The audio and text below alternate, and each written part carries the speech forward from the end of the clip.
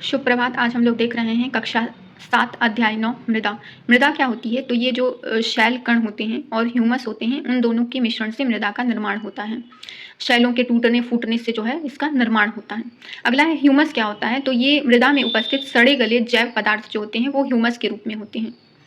अगला है अपक्षय। अपक्षय जो है ये पवन, जल और जलवायु की क्रिया से शैलों के टूटने से मृदा निर्माण की जो प्रक्रिया होती है वो अपक्षय कहलाती है, जिसे वेदरिंग भी कहा जाता है।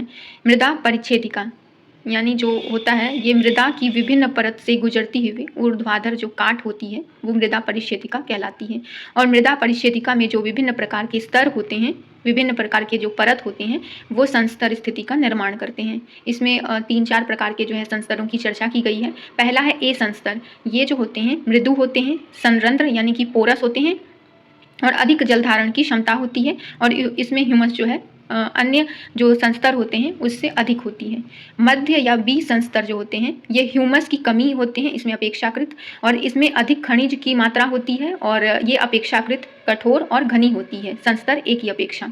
वहीं संस्तर सी की बात करें तो ये दरारों और विदर युक्त शैल, मतलब कि इसमें जो है दरार और विदर युक्त शैल होते हैं जो छोटे छोटे ढेलों से निर्मित होती हैं। वहीं जो अंतिम वाला जो होता है वो आधार शैल कहा जाता है, जिसे हम लोग पैरेंट रॉक भी बोलते हैं। और इसी पैरेंट रॉक से है जो लाखों करोड़ों साल में जो है मृदा की जो पतली एक लेयर होती है उसका निर्माण इसी शैलों से होता है। अगला है मृदा प्रकार। मृदा के प्रकार 3 प्रकार यहाँ पे बताए गए हैं। पहला है बलुई मृदा। ये जो है बड़े कणों का अनुपात इसमें अधिक होता है, तो ये बलुई मृदा के अंतर्गत आते हैं। वहीं मृणमय मृदा जो है इसे हम लोग क्ले सॉइल के अंतर्गत देखते हैं, जिसमें सूक्ष्म कणों का अनुपात अधिक होता है। और दोमटी मृदा जो होती है ये बड़े और छोटे कणों की लगभग समान मात्रा के साथ होती है। इसमें बालू, गाद और चिकनी मृदा शामिल होती है। तो इस तरह से हम लोग ने देखा सैंडी सॉइल, क्ले सॉइल और लोमी सॉइल। अब देखते हैं जो ये बलुई मृदा होती है ये हल्की होती है और सुवातित होती है। मीन्स जो इसके बीच में जो वायु स्पेस होता है वो अधिक होता है और यहाँ पर वायु बीच में प्रवेश कर जाती है और ये शुष्क होता है। और ये जो है कुछ दुमटी मिट्टी के साथ बलुई मृदा का प्रयोग जो है कपास उत्पादन के लिए किया जाता है।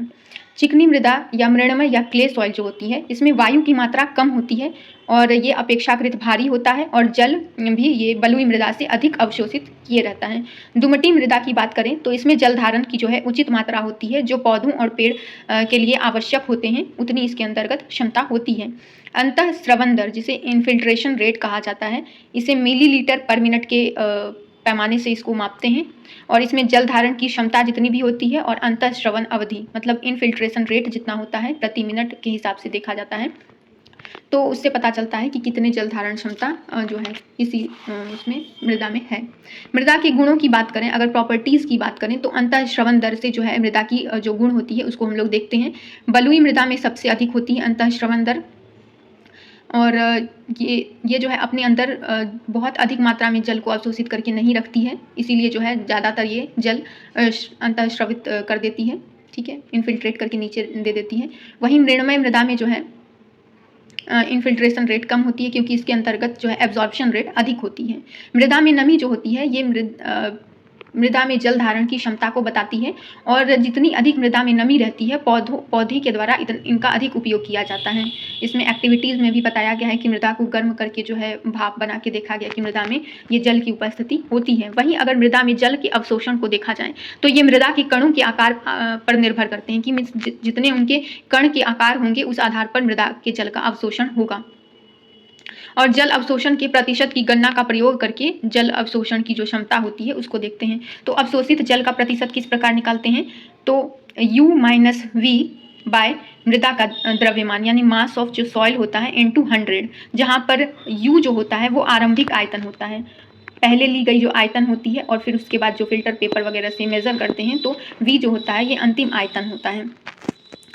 कुछ फसलों के बारे में यहाँ पे देखी जा रही है कि मृदा में कौन सी फसलें होती हैं। जैसे कि मृदमय अगर जो सॉइल है यानी क्ले सॉइल है तो उसमें गेहूँ, चने, धान ये सब जो है अधिक अच्छे तरीके से उपजते हैं। वहीं बात की जाए दोमटी की तो इसमें दाल जो मसूर होते हैं या अन्य दालें होती हैं वो इसके लिए सही मृदा है। वहीं अगर सैंडी सॉइल की बात की जाए तो ये यहाँ पर मोटे अनाज या कपास जो है बलुई दोमट के साथ अगर देखा जाए तो इसमें अच्छे तरीके से होता है। अपर्दन की बात करें तो सॉइल इरोजन, ये जल, पवन या बर्फ के द्वारा मृदा की जो ऊपरी सतह हट जाती है वही अपरदन के अंतर्गत आती है। तो इस प्रकार ये हमारा चैप्टर समाप्त होता है। धन्यवाद।